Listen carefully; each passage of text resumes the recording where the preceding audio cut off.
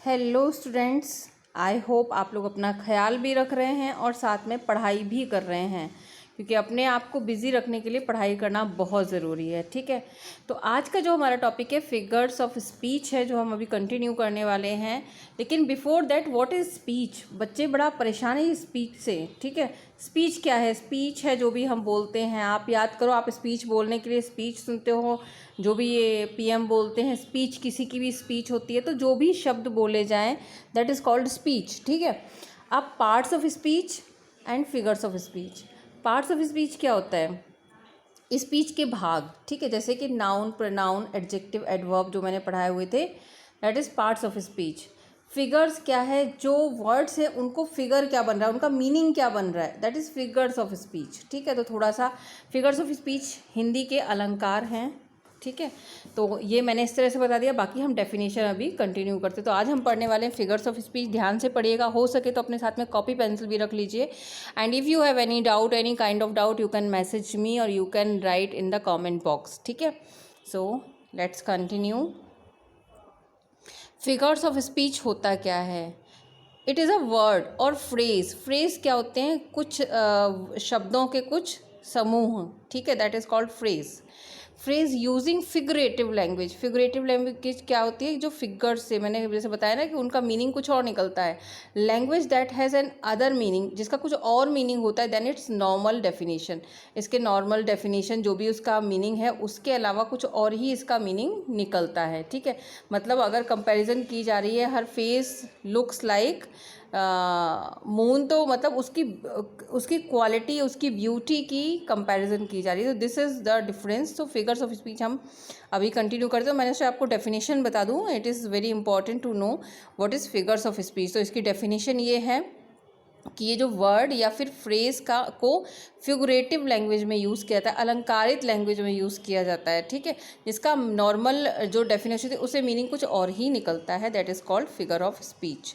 ठीक है, बहुत अच्छे अच्छे जो राइटर्स हैं, एवरीवन आई थिंक, तो बहुत यूज़ करते हैं उसको। ठीक है, तो सिमली फर्स्ट वन, मेटाफर हम ये आज सब पढ़ने वाले हैं। Personification, alliteration, exclamation, hyperbole, irony, pun and onomatopoeia, oxymoron and satire. इसके अलावा मैंने एक और ऐड किया है जिसका नाम है रिपीटिशन। बार बार वर्ड्स का आना, एक वर्ड का 2-3 बार आना, it means there is repetition, अक्सर आता है। कॉन्ट्रास्ट एक जो है फिगर ऑफ स्पीच है। कॉन्ट्रास्ट लाइक कि बिल्कुल ऑक्सीमोरन की तरह है कॉन्ट्रास्ट, जहाँ पर दो सोच अलग होती हैं बिल्कुल, मतलब एक बात अलग होती है, दूसरी बात बिल्कुल अलग होती है, वहाँ पे कॉन्ट्रास्ट आता है। तो मैंने उसमें एक्सप्लेन नहीं कर पाया बिकॉज वैसे भी वीडियो बहुत लंबा हो जाएगा। So I tried it to make short and informative. ठीक है, so let's continue the class. Simile पहले हम पढ़ेंगे सबसे सिमली। सिमली है क्या? Simile when a direct comparison is made. जब डायरेक्ट कंपैरिजन किया जाता है, डायरेक्ट कहा जाता है कि कोई चीज़ डायरेक्टली आपको बोली जा रही है। जैसे कि आपकी क्लास 12th की पोएम है, हर फर्स्ट पोएम है my mother at 66। In that ये लाइन यूज़ की गई है, her face ashen like that of a corpse. ठीक है, एक लाश की तरह उसका जो फेस था वो पीला पड़ चुका था, एशन कलर में हो चुका था। तो जब ये डायरेक्ट कंपैरिजन कर रहे हैं, मतलब क्लियरली बोला जा रहा है कि हाँ भाई यहाँ कंपैरिजन हो रही है। तो यहाँ पर जब सिमली में when a direct comparison is made between two objects में डायरेक्ट कंपैरिजन हो रही है उसके फेस में और कॉप्स में, डायरेक्ट कंपैरिजन हो रही है of different kinds which have at least one point in common.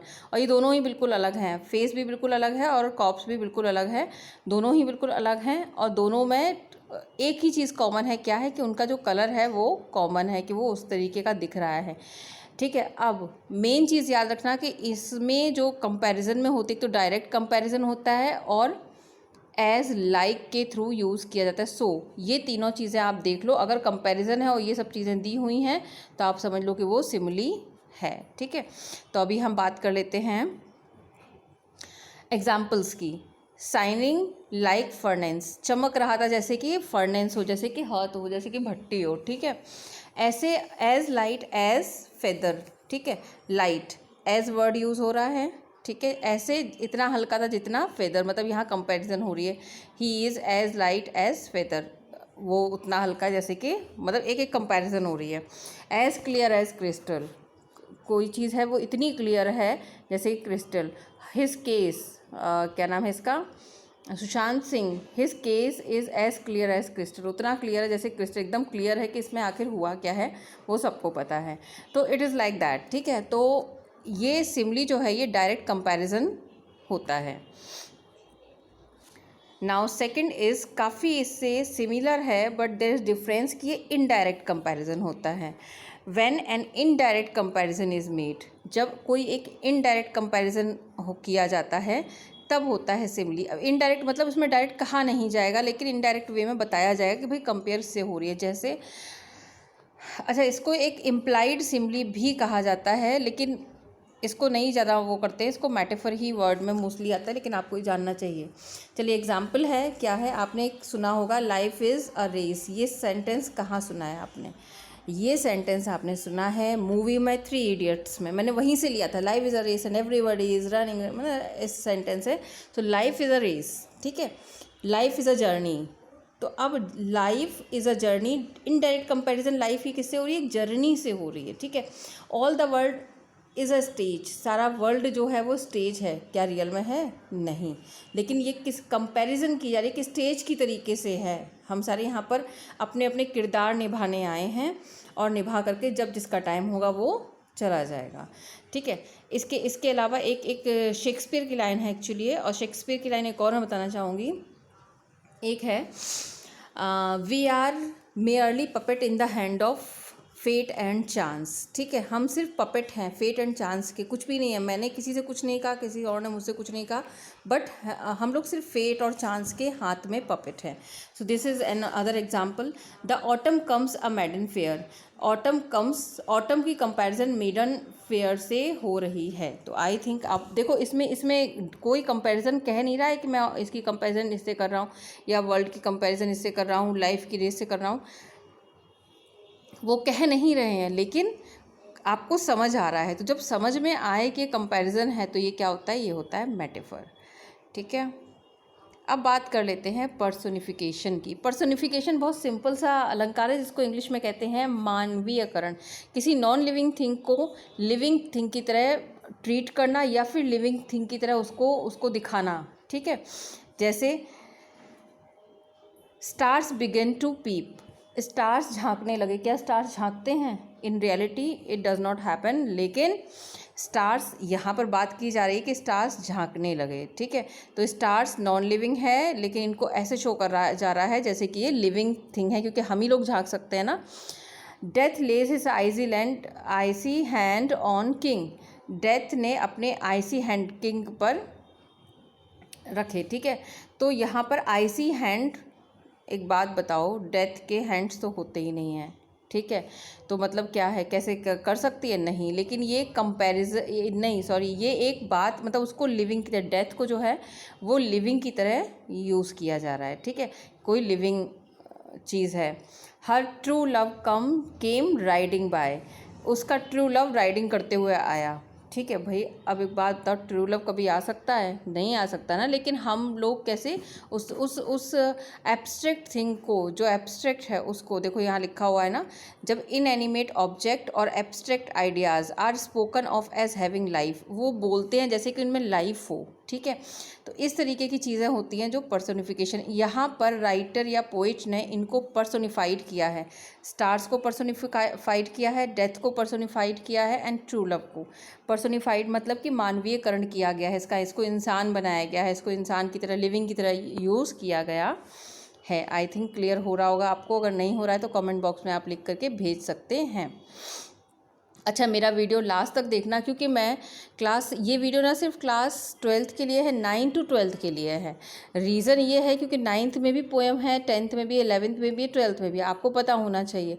तो इसके लिए मैंने क्या किया है, 9th की कुछ एग्जाम्पल्स दिए हैं, कुछ 10th के लिए हैं, और कुछ 11th 12th के लिए हुए हैं। तो आप वो एग्जाम्पल्स के थ्रू समझोगे, तो इसलिए वीडियो लास्ट तक देखना, लास्ट में आपको क्लियरली समझ में आएगा, ठीक है। सो इसमें इन this figure of speech alliteration मतलब होता है अनुप्रास अलंकार, ठीक है। अनुप्रास अलंकार में क्या होता है, एक वर्ड जो होता है वो कई बार आता है। पोटैटोज, पम्पकिन, पीस, क्लियर हुआ। एक लेटर है, देखो in this figure of speech 2 और more words begin with the same letter और सिलेबल। सेम लेटर और सिलेबल से जो है वो शुरू होते हैं। जैसे देखो पोटैटो, पम्पकिन, शी, ये तो आपने पढ़ा होगा, बहुत बहुत फेमस है, ये टंग ट्विस्टर है। She sells sea shells on the sea shore, ठीक है। तो she S S S S S और एस, ठीक है। तो ये कितनी बार आ गया? अगर आपको तो अगर 2 से 3 बार भी मिल जाए, देखो यहाँ पर 3 बार ही है। और ग्रीन ग्रोसर गुड्स, ठीक है। तो ये एलिट्रेशन हो गया पी और जी का, यहाँ पर एस का, ठीक है। तो एलिट्रेशन आपको आई होप समझ में आ गया होगा। Let's continue. अच्छा, ओनोमैटोपिया। ओनोमैटोपिया क्या होता है? जब इसमें साउंड दी होती है। आपने देखा होगा कि कई पोयम में, कई सारे चैप्टर्स में बर्ड की चिरप वर्ड दिया होता है, ठीक है। चिरप क्या होता है? वर्ड का साउंड हो गया। कैट का साउंड क्या होता है? म्यू होता है। सो कैट म्यू ऐसे करके लिखा है। तो मतलब ये यहाँ पर सीधे आप साउंड यूज़ हो रहा है ना। तो देखिए, chatter chatter, I chatter chatter as I flow, ठीक है। The door cracking him, cracking sound है, चैटर चैटर साउंड है, ठीक है। तो ये हो गया। तो जैसे ही आपको ये साउंड वाले वर्ड्स मिले तो आप समझ जाना कि ये वाला फिगर ऑफ स्पीच यूज़ हुआ है। I hope I am trying to make you very easy, in a very easy way, and समझ में आ रहा होगा। एक्सक्लेमेशन, एक्सक्लेमेशन क्या होता है? जब हम एक्सक्लेम करते हैं, जब हम किसी फीलिंग को एक्सप्रेस करते हैं, ठीक है। लाइक आपने कहा wow we won the match, oh talk not to me, alas we lost the match, ठीक है। तो इस तरीके से जब आप एक्सप्रेशन देते हो, आपने एक्सप्रेशन दिया ओ वाओ, ठीक है, हुर्रे, ऐसे एक्सप्रेशंस देते हो तो वो होता है एक्सक्लेमेशन, ठीक है। तो ये फिगर ऑफ स्पीच आप मतलब इजी ही मैंने कोशिश की है बताने की आपको, कि आपको इजी समझ में आए। इजीली सिर्फ मैंने इजी ही यूज़ किए हुए हैं एक्चुअली। इसके बाद में काफ़ी टफ भी हैं, तो मैंने वो ज़रा भी नहीं बताए हैं। कोशिश करूँगी क्योंकि वो 11th-12th के ही काम के, बट फिर भी 9th-10th को भी आना चाहिए। इन केस आता है तो फिर आपको समझ में आए, ठीक है। सो हाँ, अब बताएंगे हाइपरबोल। आपने इंग्लिश में पढ़ा होगा, हिंदी में पढ़ा होगा अतिशयोक्ति अलंकार, जहाँ पे हम अतिशयोक्ति कर देते हैं, ठीक है। जैसे वी डिस्क्राइब अ थिंग और person beyond the proper limit, मतलब एक लिमिट से ज़्यादा ही, ठीक है। अतिशयोक्ति मैंने हिंदी में बताया है। ओ हैमलेट। अच्छा, एक बात और, कोई ज़रूरी नहीं है कि एक लाइन में एक ही फिगर ऑफ स्पीच हो। लाइक इसमें 2 फिगर ऑफ स्पीच है, ओ हैमलेट, ठीक है, और दूसरा क्या है? हाइपरबोल। अब O Hamlet thou has cleft my heart twain, ठीक है। इसका मीनिंग क्या हुआ कि ओ हैमलेट,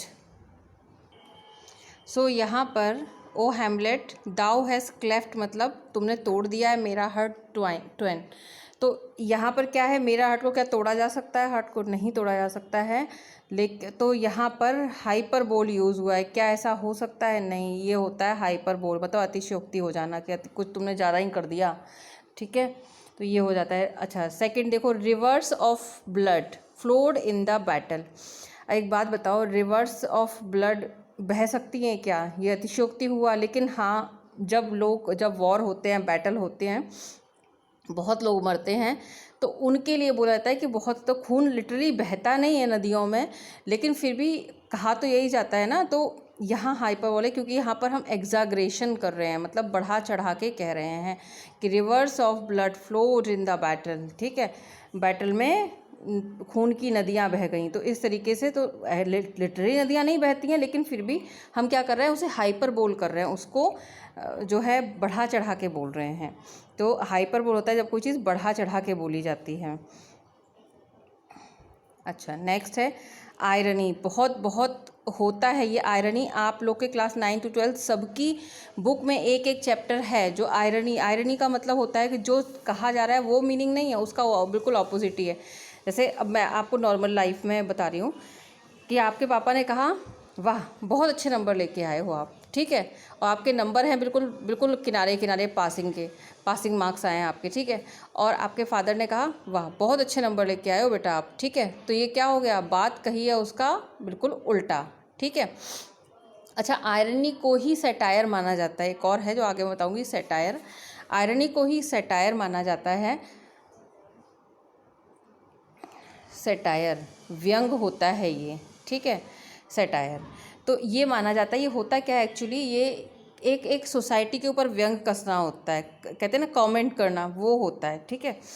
तो आयरनी को माना जाता है, लेकिन मेरे हिसाब से थोड़ा सा आपको और क्लियर करना चाहिए कि आयरनी में क्या है, जो हम सोच रहे हैं आयरनी हो जाती है लाइफ की। मैंने सोचा इस साल बहुत मेहनत करूँगी और पास करूँगी, लेकिन क्या हो गई, बच्चों की आयरनी हो गई इस बार कि क्या हुआ, पेपर किस तरीके से हो रहा है, साल कैसे निकल रहे हैं, 12th के बच्चों का बेचारों का कैसे साल निकल रहा है ये, ठीक है। उन्होंने सोचा कि 12th होगी तो हम बहुत इन्जॉय करेंगे, ऐसे करेंगे वैसे करेंगे, 11th में चुप रहे, जब 12th है तो आज ये हो गया आयरनी। मतलब कि हम जो डिज़ायर कर रहे थे, जो एक्सपेक्ट कर रहे थे वो नहीं होता, उसका बिल्कुल उल्टा हो जाता है। तो यही हुआ है आयरनी ऑफ लाइफ। अक्सर लोगों के साथ में यही होता है कि जब उनका नंबर आया तो वहाँ पर कुछ था ही नहीं, तो आयरनी ऑफ लाइफ ये भी कहा जाता है, ठीक है।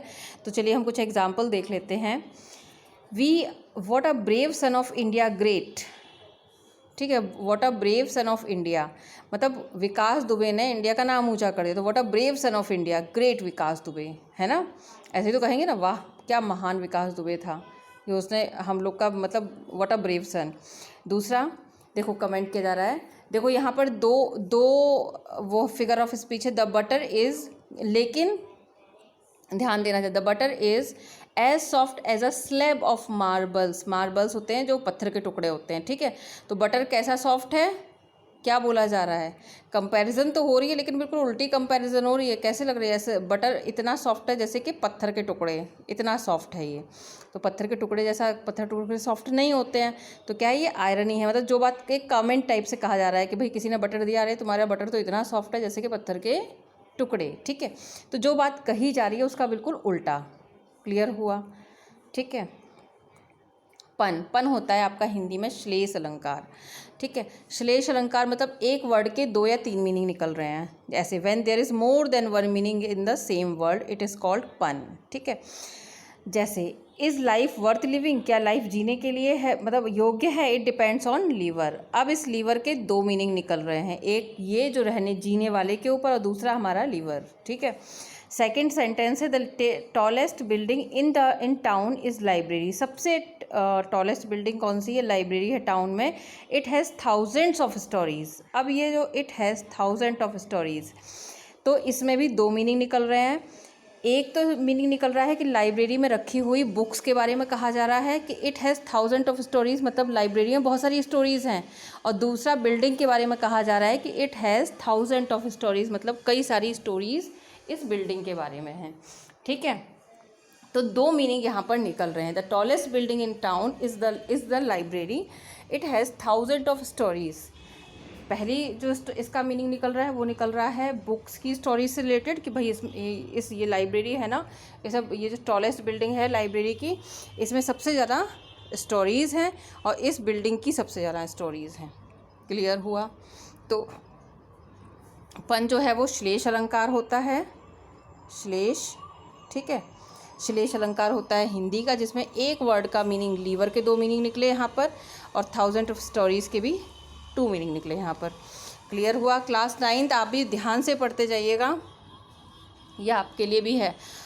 ऑक्सीमोरन, ऑक्सीमोरन मतलब कॉन्ट्रास्ट, उल्टा, ठीक है। In this figure of speech we put 2 opposite things और आइडियाज़ टुगेदर, ठीक है। हम 2 आइडियाज़ को बिल्कुल साथ में रख देते हैं, जो ऑपोजिट आइडियाज़ हैं, ऑपोजिट चीज़ें हैं, उनको हम साथ में रख देते हैं, ठीक है। कैसे रखते हैं, शी इज़ वाइजेस्ट फूल, वो सबसे ज़्यादा बुद्धिमान फूल थी, सबसे ज़्यादा मतलब फूलों में भी बुद्धिमान, फूल्स जो होते हैं ना मूर्ख, ठीक है, फूल्स में भी सबसे ज़्यादा वाइजेस्ट फूल किसको कहा जाएगा, जो सबसे ज़्यादा फूल होगा, ठीक है। तो अब वैसे वाइजेस्ट का मतलब क्या, वाइज का मतलब क्या होता है, समझदार, फूल का मतलब मूर्ख, लेकिन यहाँ पर जब दोनों को कंबाइन किया तो क्या होगा, सबसे बड़ा मूर्ख, है ना। ही इज़ आइडली बिजी, आइडियल मतलब क्या होता है, बिजी मतलब क्या होता है, बिजी मतलब अलग अलग मीनिंग निकालोगे तो दोनों अलग मीनिंग कहते हैं। आइडियल मतलब आलसी, बिजी मतलब बहुत ज़्यादा व्यस्त, लेकिन but when they are put together इनका मीनिंग क्या हो जाता है, अलग हो जाता है ना। Idle, he is idly busy these days, वो मतलब वो आइडली बिजी, वो आलसी रूप में बिजी है। अब कुछ लोग होते हैं वो कुछ नहीं करते हैं दिन भर, पड़े रहते हैं, लेकिन उनसे जब भी कुछ कहो, अरे बहुत बिजी हूँ मैं, ठीक है। टेरिफिक ब्यूटी, टेरिफिक मतलब होता है भयानक, ठीक है। ब्यूटी मतलब सुंदरता। आप बताइए कैसे मेल होगा टेरिफिक ब्यूटी का, लेकिन हो गया। और जब टेरिफिक ब्यूटी है तो मतलब इसका मीनिंग क्या निकला, ब्यूटी के लिए निकला कि बहुत ज़बरदस्त ब्यूटी है वहाँ पर। मतलब आप चले जाओ लद्दाख में, ठीक है, आप चले जाओ दमन द्वीप में, आप चले जाओ कश्मीर में, टेरिफिक ब्यूटी है, नेचर की टेरिफिक ब्यूटी है ना। तो टेरिफिक और ब्यूटी दोनों ऑपोजिट वर्ड्स हैं, ठीक है। तो इट इज़ कॉल्ड ऑक्सीमोरन बोलते हैं। मतलब विरोधा, कॉन्ट्रास्ट, दो चीज़ें अलग अलग हैं, उनको एक साथ पुट किया गया है। अच्छा, ऑक्सीमोरन और कॉन्ट्रास्ट में एक फ़र्क है। ऑक्सीमोरन में आप देख रहे हो दोनों वर्ड्स हैं जो एक साथ रखे गए हैं। कॉन्ट्रास्ट में दो चीज़ें होती हैं जो अलग अलग होती हैं बिल्कुल, और एक साथ रखी जाती हैं।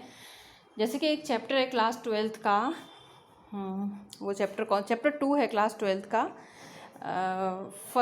सेकंड बुक का है आई थिंक। चलिए ठीक है, आगे मैंने उसमें लिखा हुआ है, उसमें कंपैरिजन किस तरीके से किया गया और मैंने पढ़ाया था इन बच्चों को। आई थिंक मुकेश वाला चैप्टर था क्लास 12th का, जिसमें मैंने कंपैरिजन बताई थी कि उसमें कॉन्ट्रास्ट है, काफ़ी सारे कॉन्ट्रास्ट हैं, ठीक है। तो यहाँ पर भी वही चीज़ है।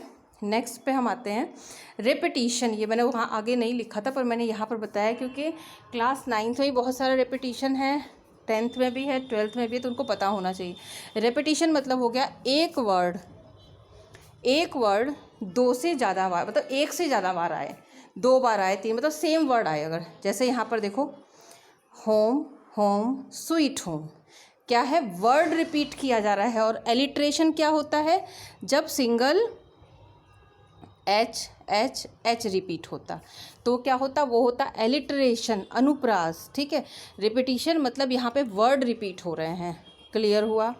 लोड एंड लोड, अब अगर मानो ये आ जाता है और आप मुझसे पूछते हो मैम तो यहाँ पर तो एलिट्रेशन भी हो सकता है, नहीं हो सकता है। यहाँ पे एलिट्रेशन इसलिए नहीं हो रहा है क्योंकि यहाँ पे रिपीटिशन हो रहा है। अगर अलग अलग वर्ड होते लेकिन उनका फर्स्ट लेटर जो बिगनिंग लेटर होता है वो सिमिलर होता है तो दैट इज़ एलिट्रेशन। लेकिन अगर सिमिलर वर्ड रखे हुए हैं तो वो रिपीटिशन ही होगा, ठीक है। लोड, लोड, 2 लोड हो गए यहाँ पर, मीनिंग एक ही है लेकिन दोनों का, ठीक है। फॉरएवर, फॉरएवर एंड फॉरएवर, हमेशा हमेशा हमेशा के लिए। I am going from there, ठीक है, I am going from here, ठीक है, मैं यहाँ से जा रही हूँ। कहाँ जा रही हूँ, मुंबई जा रही हूँ, ठीक है। So forever, forever, forever, forever and forever, ठीक है। शेक्सपियर ने बहुत सारा इसको यूज़ किया हुआ है। तो यहाँ पर 3 बार यूज़ हुआ है, रेपिटिशन कहलाया, ठीक है। सेटायर, ओहो, सेटायर आपने बहुत पढ़ी है। मैंने यहाँ पर 2 नाम लिखे हुए हैं। Rape of the lock literature का बहुत ऑसम जो है मोक एपिक है, मोक एपिक है। और एपिक मतलब वो मत समझ लेना कि वो है रामायण टाइप से कोई चीज़ है, ये बड़ी एक सिंपल सी स्टोरी है, ठीक है। फ़नी है, ह्यूमर है इसमें। और इसमें है क्या कि लॉक मतलब होता है एक लट, ठीक है, लट को काट देता है, वो उसका रेप हो जाता है, दैट्स इट, ठीक है। अब है क्या एक्चुअली, ये सेटायर है उन रिच लोगों के ऊपर, उस सोसाइटी के ऊपर जो बहुत रिच है, फैशन से सराबोर रहती है, बिल्कुल एकदम फैशन में रहती है, उनके एक एक बालों की लट बहुत कीमती होती है, ठीक है। तो ये स्टोरी उनके ऊपर बेस्ड है, उनके ऊपर एक्चुअली बेस्ड नहीं है, उनका मजाक उड़ाया गया है यहाँ पर, उनके ऊपर कमेंट है उनके ऊपर। तो ये होता क्या है, सटायर का काम क्या है, एक्चुअली सटायर क्यों किया जाता है, to reform the society from evil thoughts, from evil you know जो रूल्स रेगुलेशंस रिचुअल्स होते हैं उनको रिफॉर्म करने के लिए। So that is why this is satire, लोगों की सोच, लोगों की समझ को चेंज करने के लिए। तो इसमें बहुत ज़बरदस्त फैशन वगैरह के बारे में बताया गया है कि जो मिरांडा थी और जो भी कैरेक्टर्स हैं उनके बारे में। एक चैप्टर है पोएट एंड पैनकेक्स, ये तो ज़बरदस्त सटायर है, ठीक है। फिल्म इंडस्ट्री की कहानी है जिसमें आज इस बार तो सिलेबस से हट गया, तो जिसमें फिल्म इंडस्ट्री की कहानी है, फिल्म इंडस्ट्री में क्या होता है, तो ये एक ज़बरदस्त सटायर है फिल्म इंडस्ट्री के ऊपर। अच्छा, और कुछ बच्चों ने एक बुक पढ़ी होगी जो गुलिवर्स ट्रेवल, ठीक है। गुलिवर्स ट्रेवल जो है स्टोरी जोनाथन स्विफ्ट द्वारा लिखी गई है, रिटन बाय जोनाथन स्विफ्ट, ठीक है।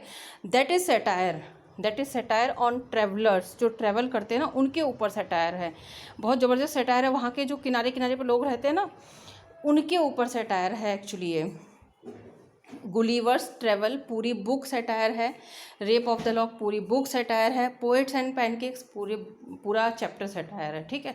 मतलब व्यंग है, उसे आप हिंदी में कह सकते हो व्यंग है उस समाज के लिए इस ऊपर, वहाँ के जो कस्टम्स होते हैं उनके ऊपर सटायर होता है ये। तो it is basically it is to reform, ठीक है। तो एक कमेंट होता है जो कि रिफॉर्म के लिए होता है और उस टाइम की जो कल्चर होता है उसके अगेंस्ट शो करने के लिए होता है कि इस कल्चर में कितना दिखावा है, शो ऑफ है, ठीक है। That is called satire. तो ये था जो मैंने सबसे लास्ट में बताया है आपको, ये parts of figures of speech.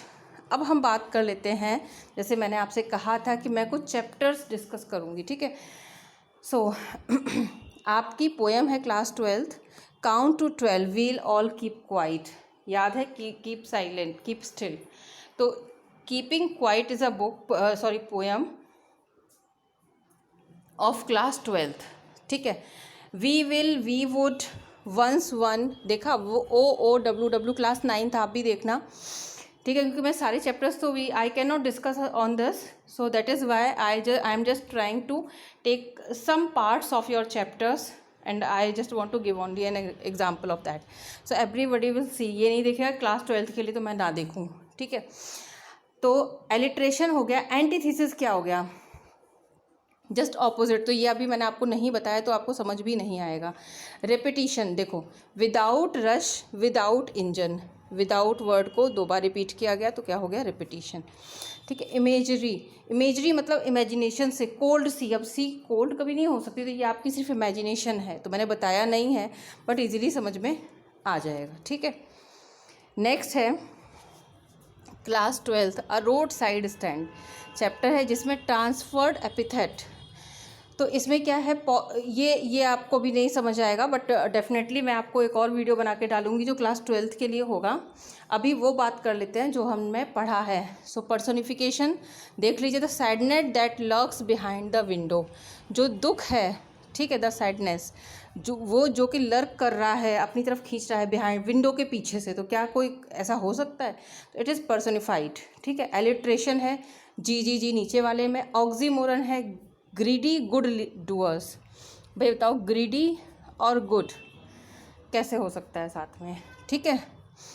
And beneficent beast, ये कैसे हो सकता है, मतलब 2 बिल्कुल ऑपोजिट वर्ड्स हैं, ऑपोजिट क्वालिटीज़ हैं and they are put together, जो कि बिल्कुल अलग तरीके का मीनिंग दे सकती हैं, ठीक है।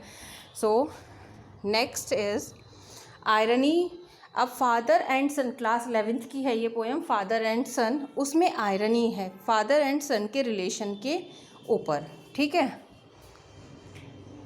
अब देख लो, उसी पोएम का ही मैंने पार्ट लिया है कुछ, एलिट्रेशन सिमली, और मैंने राइमिंग स्कीम बेटा ज़रूर सीख लेना, राइमिंग स्कीम मैंने निकालना बताया था आपको, लेकिन उस पर भी मैं वीडियो डालूंगी, जो मैं नेक्स्ट वाला वीडियो डालूंगी उसमें फिगर्स ऑफ स्पीच और कुछ पोइटिक डिवाइसेस बताऊंगी मैं। पोइटिक डिवाइसेस मतलब जो भी पोइट्री लिखी जाती है उसमें जो डिवाइसेस यूज़ किए जाते हैं, ठीक है, वो सारे इसमें आएंगे। तो अगर आपसे एग्ज़ाम में पूछा जाता है कि व्हाट इज़ पोइटिक डिवाइस या how many poetic devices are used in this poem, in this line, जो भी, तो वो मैं आपको बताऊंगी कैसे करना है, ठीक है। राइमिंग स्कीम ज़रूर कर लीजिएगा। अब इसमें देख लीजिए, सिमली है और एलिट्रेशन। ये नॉर्थलैंड क्लास 9th की पोएम का है, away away in the Northland. ये बता दो मुझे इसमें कौन सा है। अब मैं ये काम दे रही हूँ कि इसमें कौन सा फिगर ऑफ स्पीच यूज़ किया गया है, ये आपको मुझे कमेंट बॉक्स में बताना है कि इसमें क्लास 9th की है, लेकिन आपको उससे मतलब नहीं होना चाहिए। मैंने तो आपको 4 लाइन्स दी हैं, you have to tell me कि कौन से फिगर ऑफ स्पीच आपको बताए गए हैं। इसमें होमवर्क है, जो मैंने पढ़ाया है उसी के अंदर है। अब आपको सोचना है कि इसमें कौन सा फिगर ऑफ स्पीच यूज़ किया गया, कौन कौन से फिगर ऑफ स्पीच यूज़ किए गए हैं, ठीक है। तो आप बताओगे मुझे कमेंट बॉक्स में। सो आई होप आज का सेशन अच्छा रहा, आपको समझ में आया। अगर आपको समझ में आया है तो लाइक सब्सक्राइब कीजिए, शेयर कीजिए, लोगों को बताइए चैनल के बारे में, और लोगों को डेफिनेटली अच्छा ही होगा फिर, है ना। तो वो कीजिए। And thank you so much for, अच्छा कुछ और भी है, तो ये भी आपका होमवर्क ही है, आपको समझ में आ जाए आप मुझे ज़रूर बताइएगा। मैं नेक्स्ट वीडियो जो डालूँगी इसका आंसर उसमें डालूँगी। So thank you for watching my video. And पढ़ते रहिए, जो भी क्वेरीज़ हैं, क्वेश्चंस हैं, वो कमेंट बॉक्स में ज़रूर लिखिए, ठीक है। और thank you for watching my video. Thank you so much everyone.